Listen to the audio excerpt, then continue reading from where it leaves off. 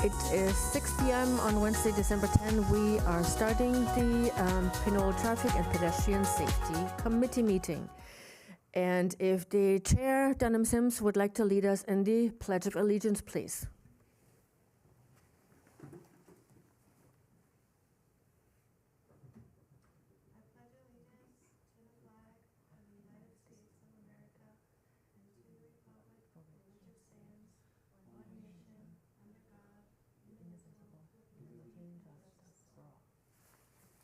Thank you. Next, number 2 is the roll call. Chair Dunham Sims? Here. Vice Chair Moriarty? Here. Member Doyle? Present. Member Pasco is absent today. We're going to have a brief interlude here. We're going to introduce the new traffic officer. And I'm asking Officer Delau to please step over there and introduce himself briefly.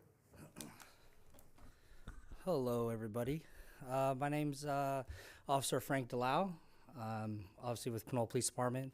I've been a police officer for 23 years in total, and a little over 8 with Pinole. I'm currently been assigned to the traffic unit. I'm the only one there. Doing a variety of duties within the traffic unit, one of which I will be on a motorcycle. I'll be riding the e-bike around for a little bit now until we get our Harley, which was purchased through the grant from the OTS. I'm sorry, the Cannabis Tax Fund grant.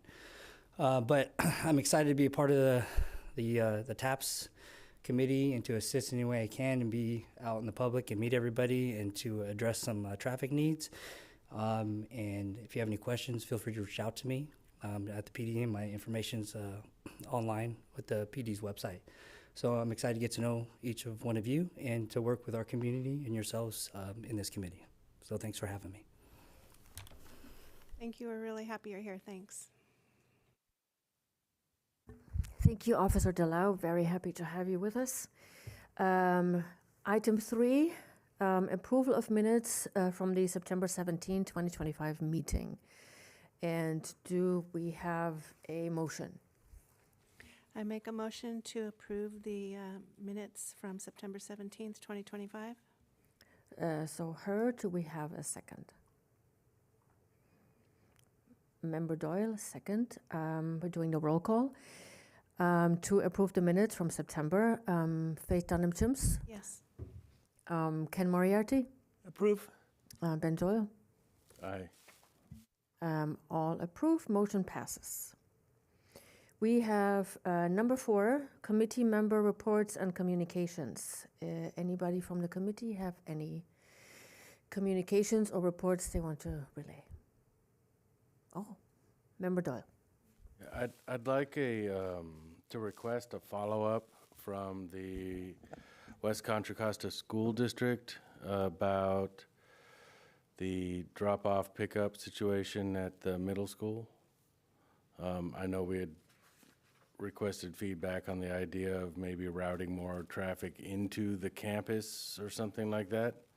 And also in the interim, they have signs saying no left turn into the driveway from the Appian toward McDonald direction, and I think no left turn out of the driveway the same direction. But those signs are violated. It's just during the pickup drop-off hours, but those signs are violated all the time, and it's only going to get worse as that new housing development adds more traffic. So I went and asked a school crossing guard about the cones they had used in previous years, and they put them up at the exit from the school, but that's not where people are violating, because that's where the crossing guards are. People are mostly violating at the entrance, and when they do that, it just blocks traffic both directions that road, and all the way back to the freeway. So I think that whole fun topic should be revisited.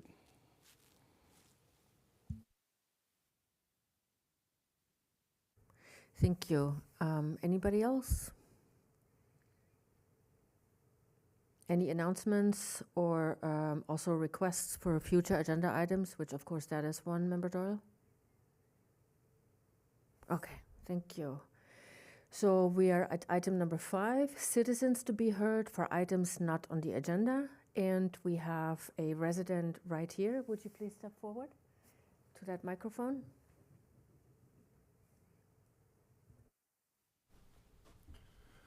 Good evening, committee members and staff. My name is John Bender. I'm here as I'll follow protocols. I'm here as a citizen, speaking on my own behalf. I just wanted to thank Public Works and the director for addressing the issue of the John Street crosswalk on San Pablo Avenue, where the asphalt paving was buckling upwards over the years.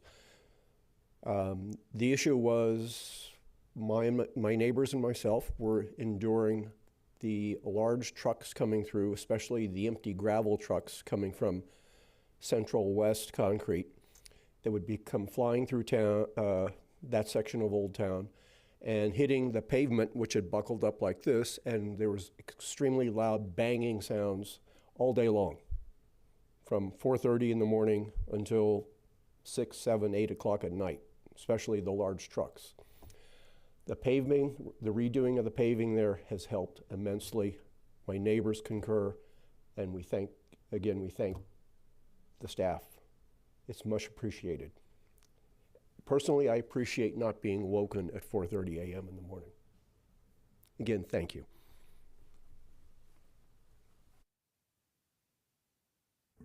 Thank you very much, Mr. Bender. That's really great to hear. And we can move on to item 6, new business. Director. Thank you, Commissioner. If I may, before starting the new business items, if I may follow up on your request, and we will add it to a future agenda item. But I wanted to share that we submitted to the principal of the middle school an improvement plan to the site, including changes in the on-site parking stalls and the use of the area under the solar panels, and with measurements and everything, and we offered to assist them. We're not supposed to do any improvements within the site itself. The city has no authority over it. They're under the state architect. So we have to seek their approval. But we offered to do the improvements on the city's expense to improve the circulation as well by having 2 aisles, one for drop-off and pickup, and the second one to be able to weave in and out of the areas for the loading activities, and changes to the side parking, the angled parking, to be for the parents that have to actually park, take their kids inside because of their age, and allocating the area under the solar panels for staff parking. To relieve some of the congestion and delays that happen within the site. And I'll be happy to share this plan with the committee members in a future meeting. We submitted the information, but we haven't heard back yet, so I'll follow up with them and see how they feel about it and how we can help.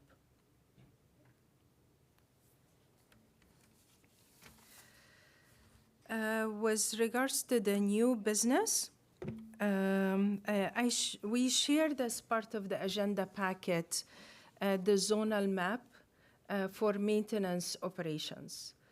And this map was developed with the assistance and information by the maintenance operations team because they're familiar with the conditions of the roadways in the various areas and neighborhoods of the city and the level of need to perform the maintenance operations. This map has been published. It was prepared about a month or a month and a half ago, and it's been published on the city's website. But I would like to note that it does not mean that we're not going to perform maintenance throughout the city. We're responsive to all requests that we receive from the community members. Of course, first come, first served. The reason behind establishing this maintenance zonal map with associated CIP, with associated capital improvement program budget with it, is to focus on potholing, to focus on improvements to the signage and pavement markings to be so that we can gradually upgrade the overall system and meet the MUTCD requirements. And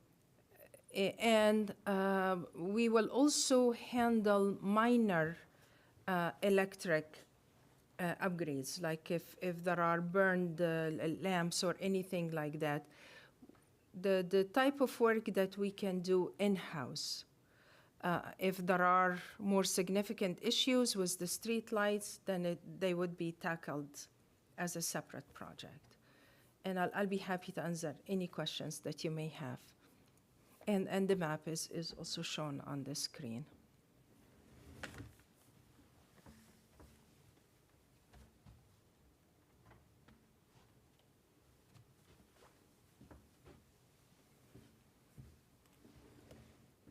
Does that mean that you're partway through Zone 1, I guess, since we're done with 2005? Or we're halfway done with 2005, 25, 26, I mean?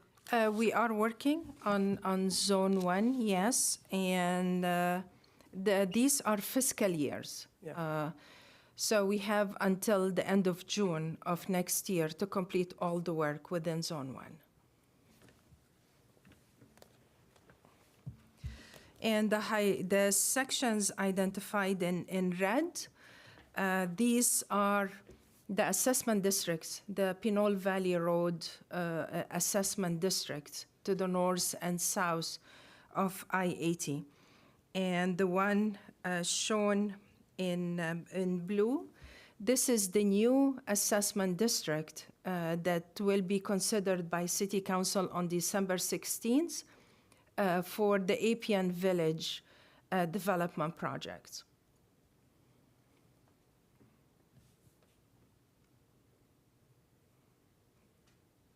And sorry, just point of clarity, assessment district means the funding source? It means that properties within these identified assessment district areas contribute to the maintenance of lighting and landscaping, debris removal, graffiti removal, and the rates that they pay is updated annually. And it's typically collected with their taxes, so partially in December, partially in April, and gets reimbursed to the city. But for this year, the city is issued the request separately because we didn't catch up the taxes in time. And it's updated annually based on the PCI or 2% increase, whichever is higher. I should mention, though, the assessment district for the Appian Village project is mainly for lighting. They did install new lights because there was no lighting there. So there is no landscaping. All of the landscaping is located within the private property. So the community association will maintain the landscaping. So what the city will be maintaining is the lighting, the signals at Mann Drive and at Canyon, and debris removal, gravity removal, the rest of the typical maintenance activities. Thank you. And not to open a whole can of worms, it can be a real short, like yes or no answer, but is the assessment district along Pinole Valley Road going to include anything about improving the creek front, like the back of the bowling alley and the Trader Joe's and Walgreens, all that, the stuff that faces the sort of natural feature of the creek to make it more pedestrian usable? This is not part of the assessment district. This section that's covered, and I'll be happy to provide more details and the actual parcels that contribute to the fund, as well as the types of improvements along Pinole Valley Road. The creek is not part of that. The creek is under the county's flood control. So most of the landscaping and vegetation in that area is not, like to access it, we have to have permits. With that being said, for this section behind the shopping center, Mr. Zakiki's shopping center, there is interest in donating that section to the city because it's currently within a private property. So we've done the survey work, and there will be an agreement that will come to City Council within the next couple of months. I want to say maybe around February, to agreement between the city and the owner of the property, Mr. Zakiki, to take on this area. And we're planning to improve that path to become to standard. Right now it's partially dirt, partially paved, and it's not the appropriate width. So we will upgrade it. And there are also some improvements that the city worked on with the Friends of the Creek to have a couple of areas for seating and signage, things to improve the overall environment. Yeah.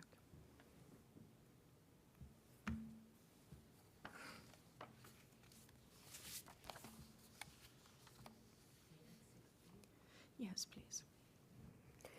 Next is item 6B, and I'll turn over to our director.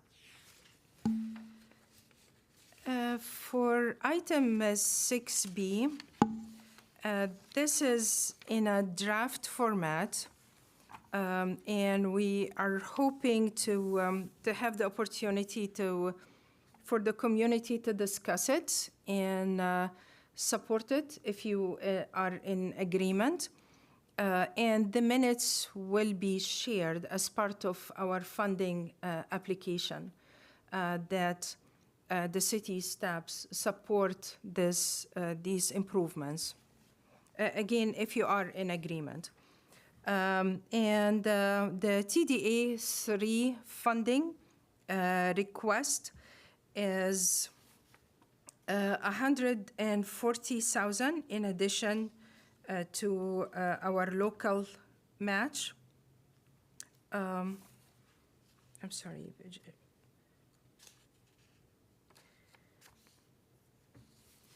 The form does not provide all the details.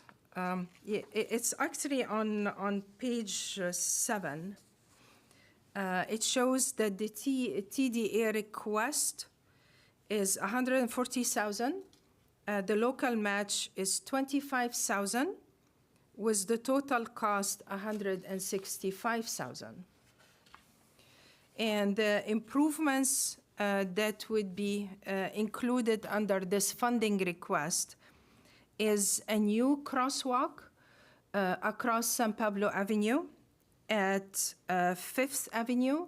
So in front of the new senior housing development, to connect the community members to the other side of the roadway, including access to the bus stop on the other side of the roadway, along with the accessible curb ramps and rectangular rapid flashing beacons as a warning device to enhance the safety of the crossing.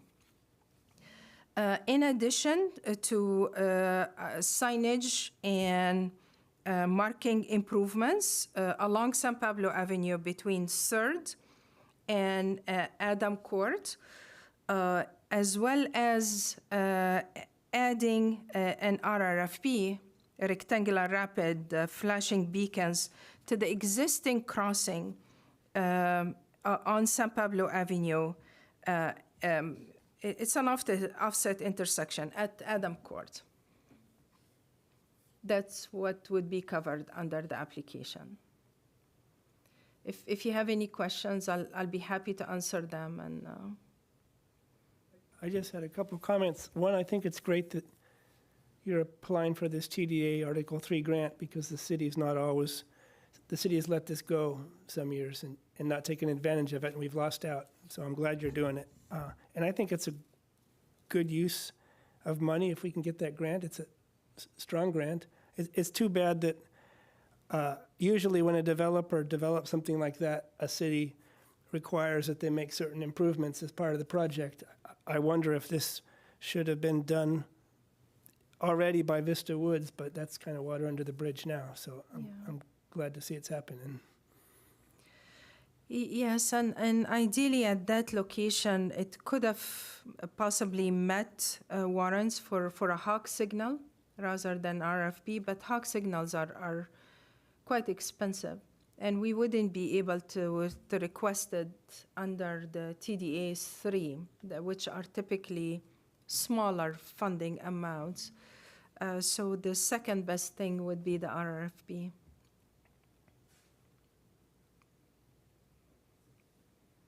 I was just going to ask about why a pedestrian activated signal wasn't being considered, and it's a shame that it's coming down to dollars, because the flashing beacons are not nearly as effective, and we're going to be dealing with more elderly people crossing, 4 lanes of traffic, traveling in excess of the speed limit, which is typical. So I'm kind of disappointed, and that's what's going in. We will assess it in the future, and that's part of the reason we're also including enhancements to signage and pavement marking for a number of blocks to alert the motorist of the upcoming device. And given the speed of walking of our senior community members, we will set up, if we get the fund and able to install it, we will set up the timing of the RFP to accommodate longer duration for the pedestrians to cross San Pablo, like multi-lane roadway. I hear you, and I hear the concern. It would have been my preference myself. But we wouldn't be able to seek that change at this point.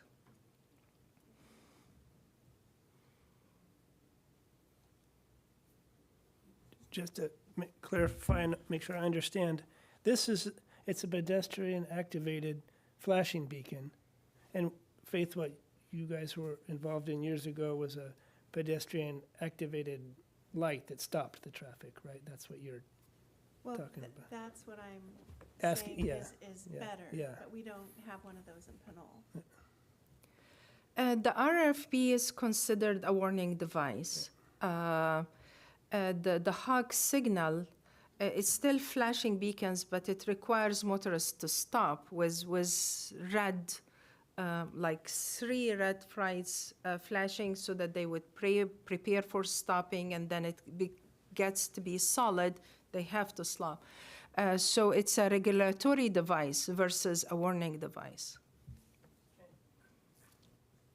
Could a RRF be upgraded, or is it In the one or the future? other? Is it, The RFP could be upgraded in the future, yes, with the following data collection and the number of pedestrians that would be crossing at this location. We could seek other grant opportunities to replace it with a signal, with a hawk signal. so it wouldn't be a matter of tearing it down and totally replacing it with a hawk? It's somewhat compatible that you could, it wouldn't be too destructive. You can upgrade it to a, No, it wouldn't be upgraded. It would be replaced. However, we could use the RFP at another location.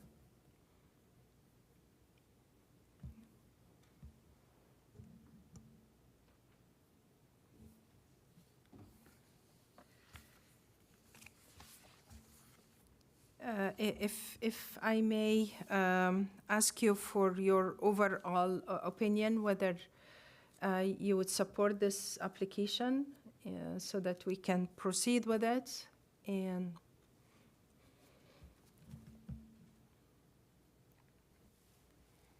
Yeah, I think it's a step in the right direction.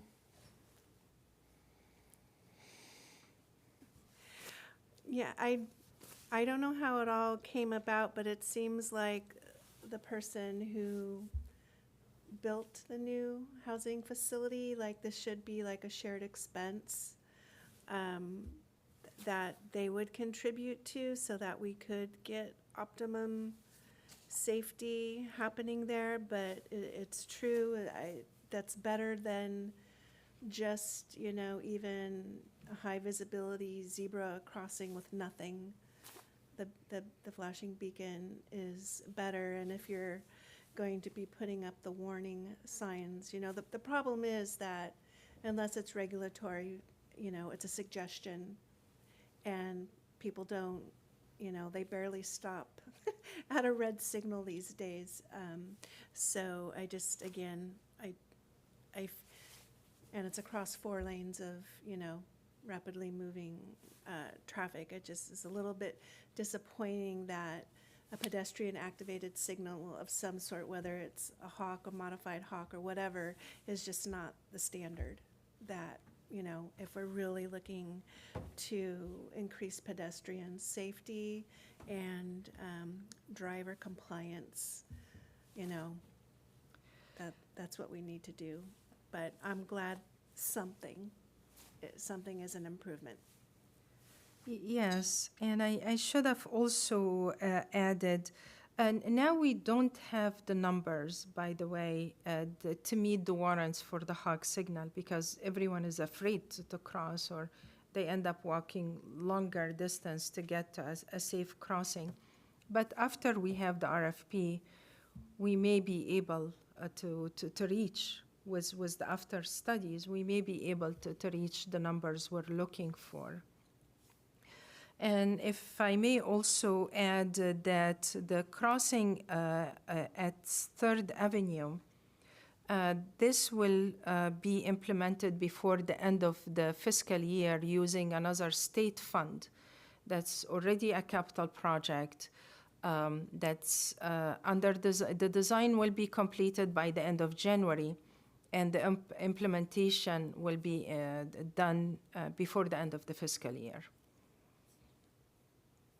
And just one other question is, when new infrastructure is installed into the streets and sidewalks, is there a process to check that there's still enough room on the sidewalks for things like wheelchairs to pass?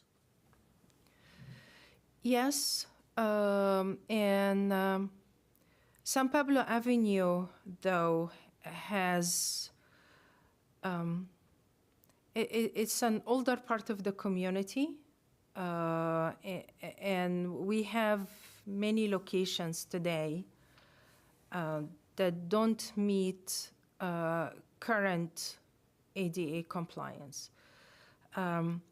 That's why we're planning and we've been applying for grants to improve San Pablo Avenue.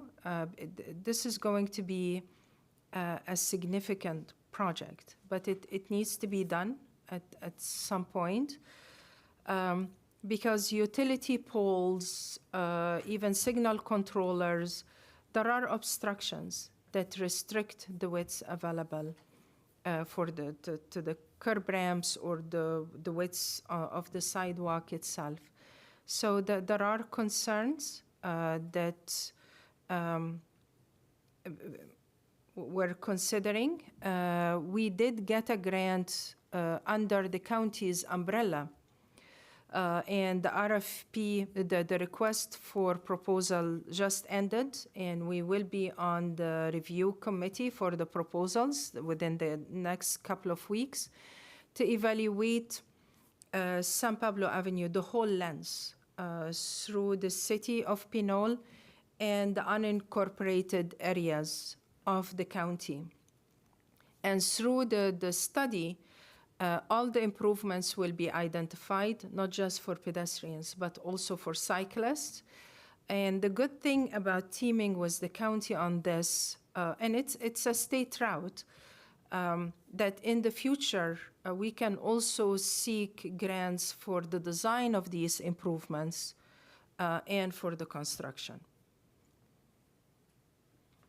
Thanks. Yeah, and in the meantime, there's new infrastructure that goes in, like in a project like this, is built to like a code, even if there's another older piece of infrastructure blocking the sidewalk, the new piece that goes in has to be leaving enough room for like a wheelchair to go by? Yes, and we did select a number of ramps that we were able this year to implement to ADA compliance. Because some locations requires much more significant work than just replacing the ramp and making it to standard. But we did select a number of locations along San Pablo Avenue and in other areas in the city. We've implemented 13 curb ramps at intersections, 1 at mid-block location and 1 driveway. The curb ramps that were done and completed in November on San Pablo Avenue at Fernandez Avenue, we had 4 curb ramps, and on San Pablo Avenue at John, we had 1 curb ramp. And we had other locations, as I mentioned. So we will gradually progress with these improvements. There is a lot of work ahead of us, for sure. So it will have to be done progressively. And as part of the CIP projects for upgrades to the signals, we have a meeting, for example, for the county representatives that maintains and operates the signals for us. We're meeting with him next week, because we would like to upgrade the push buttons, which is one of the elements. It's not the only element that we need to upgrade for accessibility, but the push buttons need to be at appropriate height, and it also needs to be to standard. Like what we have is the old black buttons that are not very easy to see. The new standards is yellow with arrow and more visible. For community members with disabilities, whether visual or, and in the future also we will be upgrading the signals to have the sound for the physically impaired with the pedestrian countdown signals. But all of the work will need to be gradually done with how much we can afford annually. The good thing is that we established the CIP so that we can start progressing. Well, you're good. I've been asking tough questions. You know them right off the top of your head. So one day I'll stump you. You are welcome to stop me anytime. This grant covers RFBs across San Pablo Avenue at Madrone and at Fifth. And you Yes. said in the future there's a potential for an improvement at Third Street crossing San Pablo using state money, is that right? Yeah, and this is an older project, actually, that we recently reactivated. So it's already on the books. What, I didn't pay attention enough, so I didn't know what is the proposal for Third? There is an existing crosswalk there, and the grant fund would fund the design and construction of an RRFP. Oh, a third one. Yes. Okay. But the cumulative effect of 3 RFPs hopefully would reduce the overall speeds of drivers in this area, and would alert them to the existence of crossings. Okay. And another question, Faith brought up a hawk signal, and you were saying that's more expensive. Was there an option to, instead of having 2 RRFBs, to have 1 hawk? I guess as I look at the picture, it seems like people living in Vista Woods aren't going to want to necessarily cross San Pablo Avenue at every block. They just need 1 place to get across. So would it have been an option to just have one really bulletproof, safe crosswalk with a hawk, rather than a bunch of crosswalks that wouldn't all necessarily get used? Yes, the TDA funding is typically a smaller amount than what a hawk would require. For a multi-lane roadway with this width, to have the signal poles and mast arms, we're talking possibly close to $500,000. Yeah. But in this case, the 2 RFPs, other improvements to signing and pavement markings, we're asking for 140 in addition to 25 of local match. Okay, so 2 RRFPs don't add up to, aren't equivalent to 1 hawk. No, they're not equivalent, no.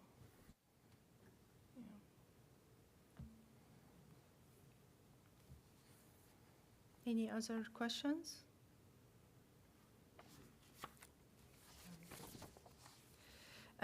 Please rest assured that we hear you, and we understand the concerns. It's just that we will improve things progressively because of the level of demand, the level of need.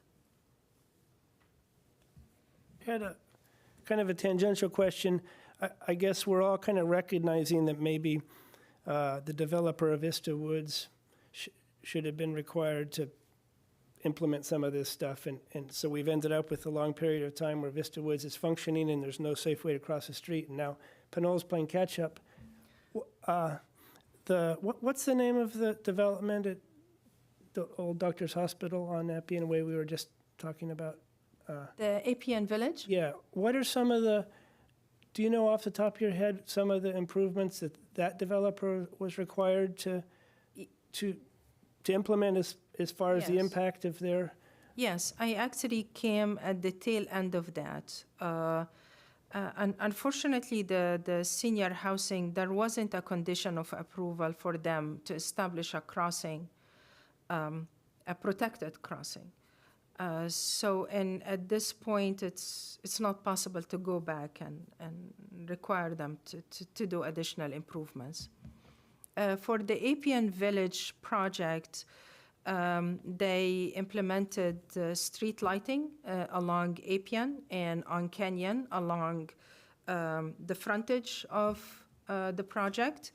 They implemented upgrades to the signals at Man and at Canyon in terms of video detection and battery backup. They also upgraded the whole signal actually at Man and Appian Village and Appian Way to current standards, because once they touch it, they have to upgrade it. And they changed the intersection from a 3-legged intersection to a 4-legged intersection with the new driveway.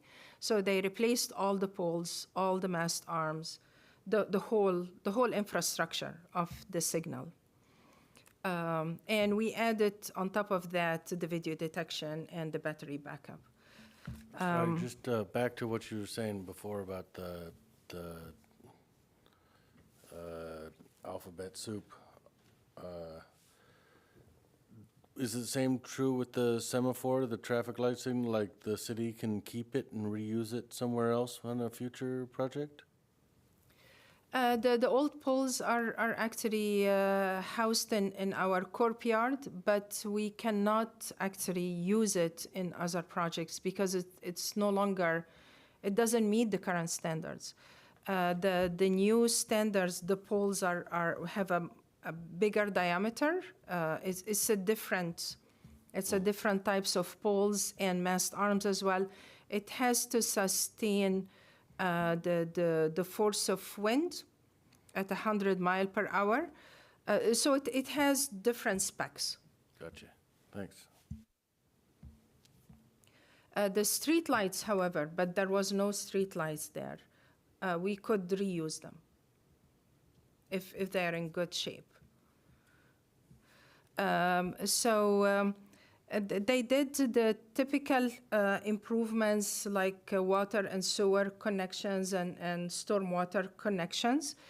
They built a sidewalk along the frontage of the developments, again on Appian and on Canyon.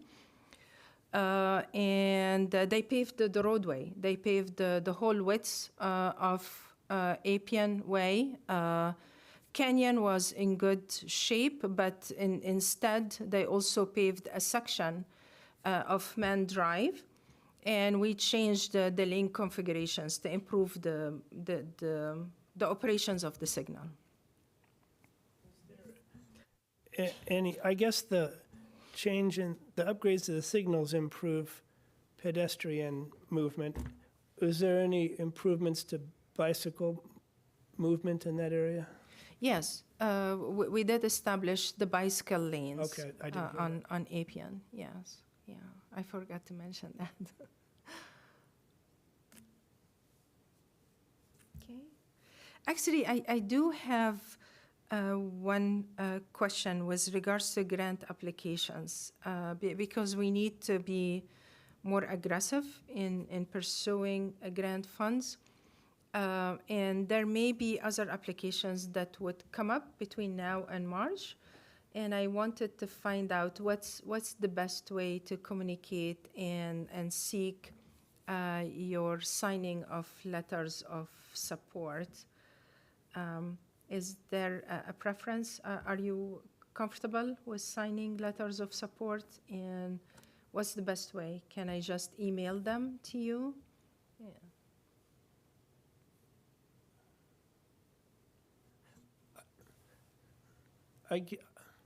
I guess it would be a new role for us to be part of the process of, usually when staff writes a grant, staff puts together a grant and it goes to council, and we haven't really been part of the process. So that would be new.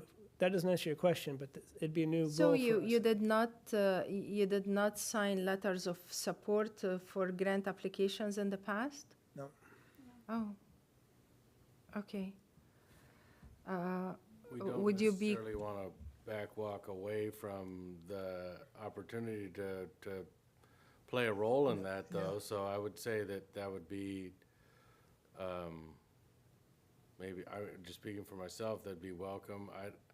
I would love the chance to discuss it. Maybe a special session would be the best way, Yeah. and then we could vote on it at the end or something like that. I agree. There's a perception in the city based on some reality that the city isn't aggressive enough about getting grants. And so there's a lot, I think, discontent in the community that there's grant money out there and the city's not pursuing it. And when staff does pursue a grant, if the residents aren't aware of it going on, that perception might still exist. And so it might be really, I think it's really beneficial what we're doing now. There's a grant you're working on, and this is public meeting, and so this grant you're working on is, it's become a it's no longer just happening behind closed doors. It's become kind of a public thing, and I think we and the public appreciate knowing that grants are kind of in the works and that we get to participate a little bit. So I think what's happening here is really good. It would be Ben, I think what Ben was saying was maybe not just a letter, but a public venue for whenever there's grants being developed. If there's some public venue like this, I think the public will really appreciate being aware of it and maybe being able to weigh in. It would go a long ways. Sometimes the time frame is kind of short, so having special meetings may be a bit hard.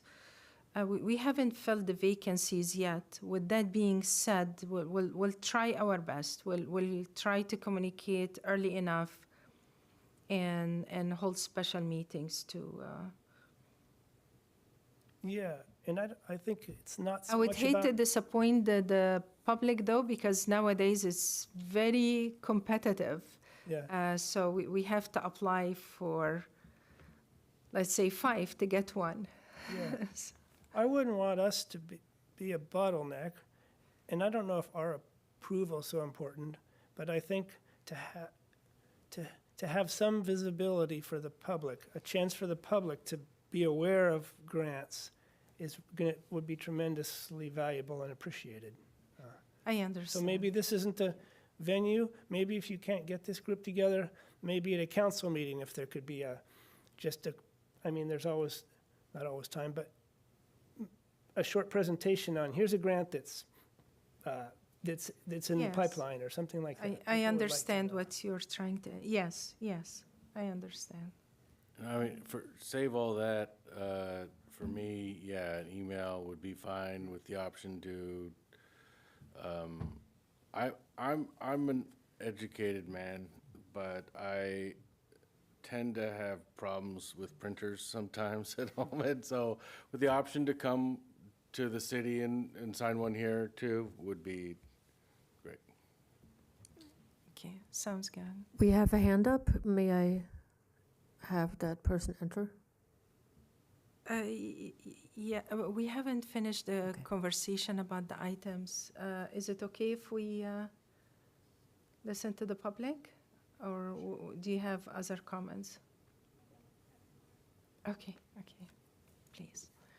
Okay, I unmuted the caller. Please, you may speak for 3 minutes.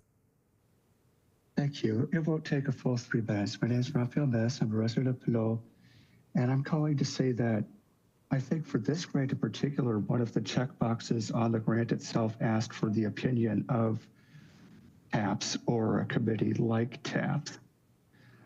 But if you want to have a Brown Act body like this committee take an action to formally approve or disapprove of something, you need to have a meeting of some kind. You can't just send an email and say, oh, hey, this is okay, we're going to have it happen, because that's a violation of the Brown Act.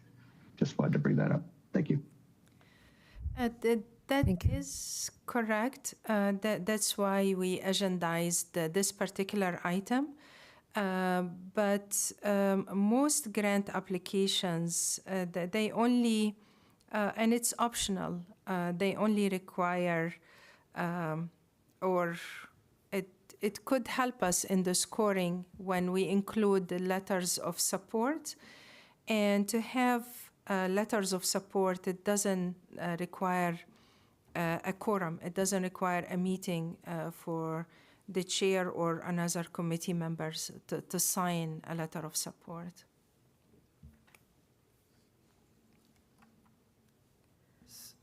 So Raphael mentioned for this grant, it actually requires approval from this group. So do we need to make a motion and vote on it then, so that you can check that box on your application? Yes, that's why I will be including the minutes of the meeting, and I was asking for your support. Okay. So do we need to make a motion? Preferably. So then I'll make a motion that the TAPS committee you're asking for our approval of the grant? Of your support to the grant, yes. A motion that the TAPS committee is in agreement that we're in approval of the grant. Thank Does you. that suffice? Yes. Do we have a second? I'll second. Okay, I will do the roll call. Chair Dunham-Sims, Aye. Vice Chair Moriarty, Approve. Member Doyle. I'll support that. Thank you. Motion passed. Thank you.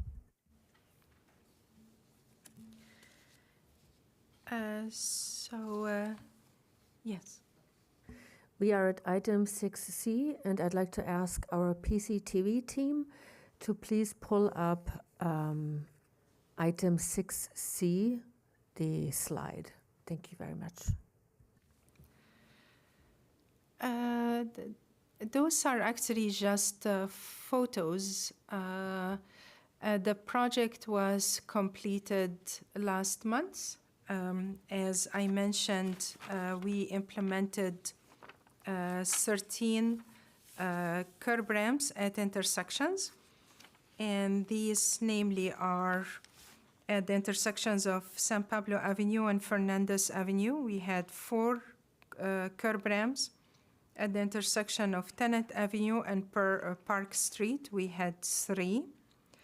At the intersection of Mann Drive and Amend Street, we had 2. And at the intersection of San Pablo Avenue and John Street, we had 1 curb ramp, and we improved the pavement condition at the crosswalk. In addition, we had a mid-block location where we replaced the curb ramps on Fernandez Avenue.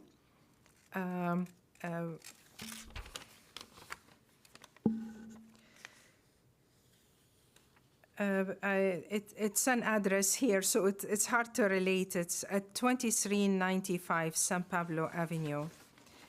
In addition to the driveway upgrade on San Pablo Avenue and Charles Street.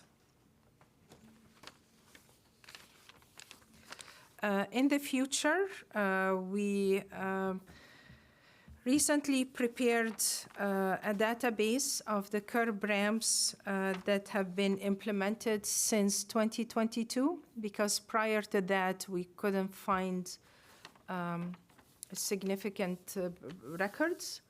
But we will be maintaining this database in the future to add all upgrades with which year, type of improvement, location, and so forth. And we will also illustrate them on a map. So when we come, one of the draft agenda items, for example, for the March meeting would be the additional locations under fiscal year 25-26.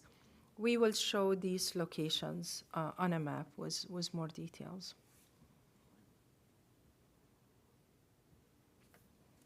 And I'll be happy to answer any questions that you may have or comments.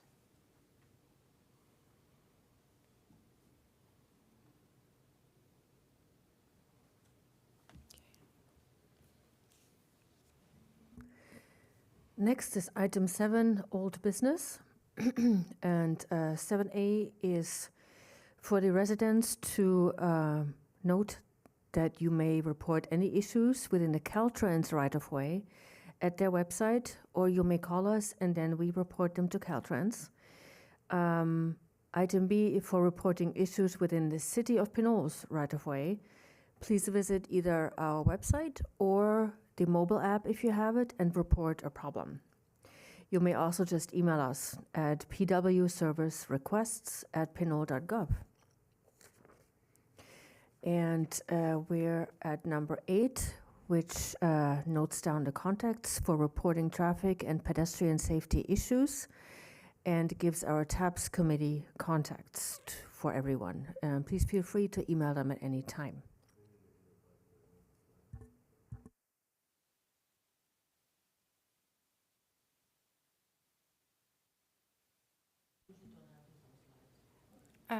It's just the agenda, yes. Yeah. And are there any other comments before we adjourn tonight?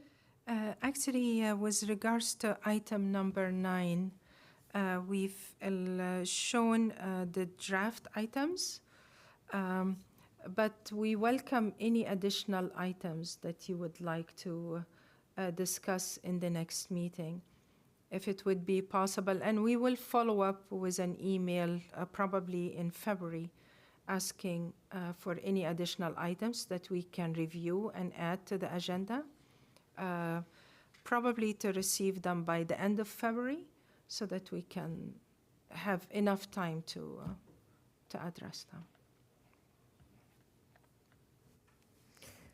Then we are at item 9, adjournment to the next meeting on March 11, 2026. And it is now 6:56 p.m. And if the chair would like to adjourn the meeting for us as well. We'll adjourn until 2026, and I wish everyone a safe and peaceful holiday season. Thank you. Happy holidays. Thank you, everyone.